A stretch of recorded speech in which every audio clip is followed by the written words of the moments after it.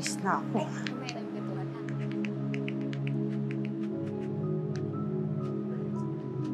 Girl, ano na? Puro cellphone ka dyan. Paano kasi itong si Bobby? Kaya naman nire-reject yung mga tawag ko. Text lang nakikipag-communicate. Tama ba yun? Malamang. Alam naman kausapin ka. Eh, nandun pa siya sa baptismal reception ng anak nila ni Aileen, di ba? Pwede ba kumalma ka? Kakalma lang ako kapag pumunta na siya dito.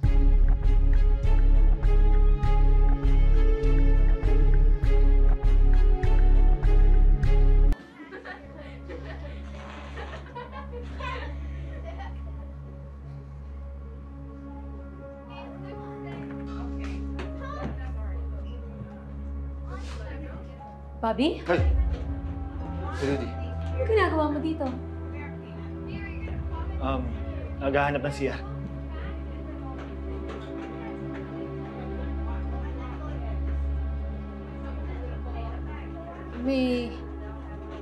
May okasyon ba dito?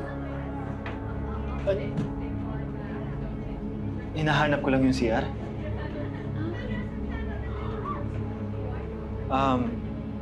Halika na, Ate Ludi. Baka makistorbo tayo dun sa party. Halika na, pabalik na tayo. Pamagaya.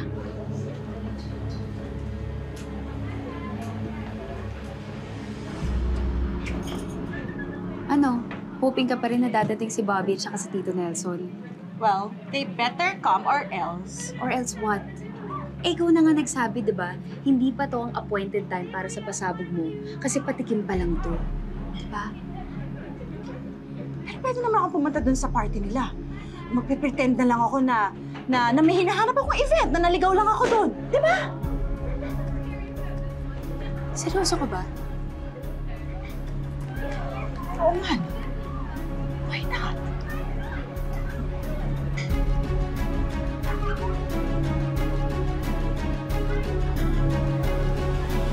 Talagang dito niya pa ginawa yung celebration. At hindi niya ginawang simple. Kinuha niya pa talaga yung pinakamalaking function room. Dad, sa tingin niyo ba itutuloy niya yung threat niya kapag hindi tayo pumunta ron? You know, Alexa, kaya niyang gawin yun. Sinubukan ko kaninang pumunta kaya lang, Dad, muntikan na ako mahuli. Kaya kailangan nating mag-ingat. Ikaw, lalo ka na.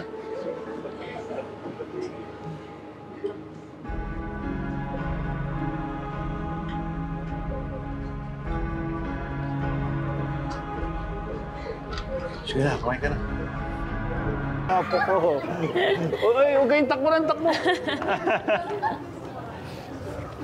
Cute. Alam mo, Eileen, noong una, hindi ko gusto yung binigay mong pangalan sa apo ko eh.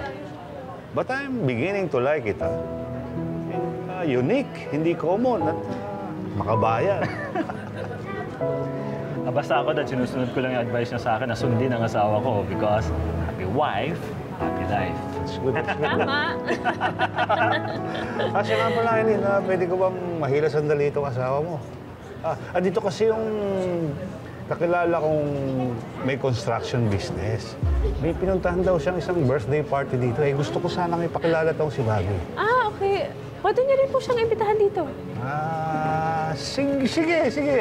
Sasabihin ko, tatanong ko, ha? Sige. Sige, Han, alis na kami. Okay. Balik din kami kagad, ha? Sige, ha?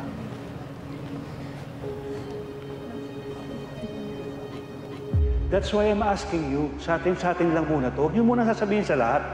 I beg to differ, Babae din ako. And I find it so unfair kay Aileen na wala siyang alam tungkol dito. Nagmumukha siyang tanga. Jeannie, alam ko kung saan ka nanggagaling. Naiintindihan ko ang posisyon mo dito. I know, mabait na tao si Aileen. And she deserves to know everything. Exactly, Dad. Oo nga. Pero sa ngayon, ito muna kailangan nating gawin habang nag-iipon pa si Bobby ng lakas ng loob para sabihin kay Aileen. Pero kailan pa? Kapag kahanda na siya. Kapag umami na siya kay Aileen. Kailangan ni Bobby ng suporta natin para sabihin kay Aileen na kailangan niyang patawarin si Bobby.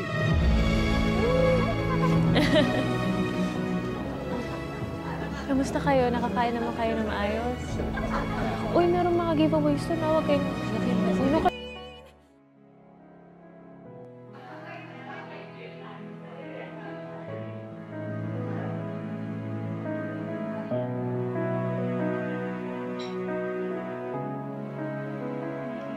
coming, ha?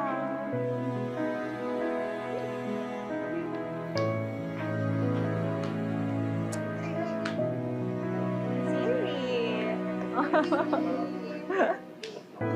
Oh, di ba? He likes you.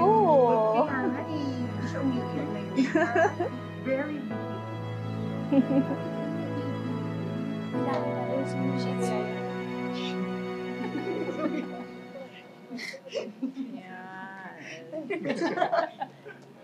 Ikaw naman, Ninang, ha?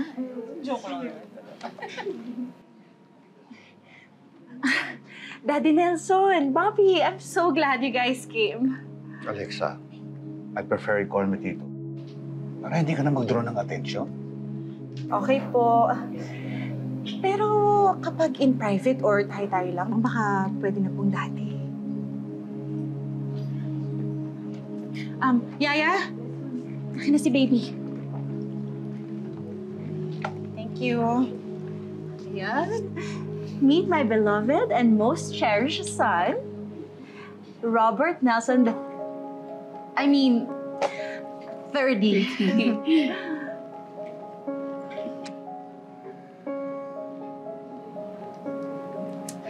Oh, anak, kaya na si Daddy at saka si Lolo. Aren't you happy they came?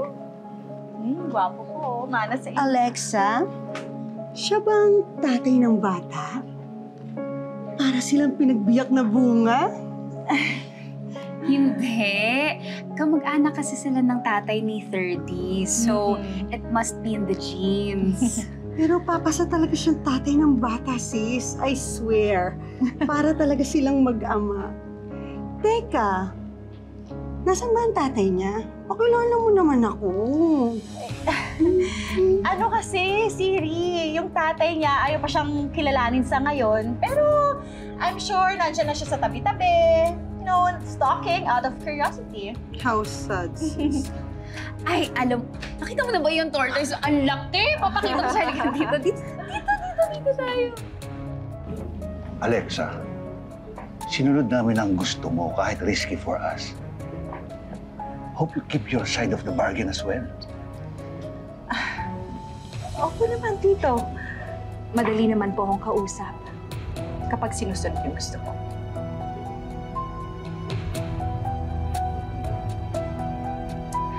Anak, kaya na si Daddy at saka si Lolo.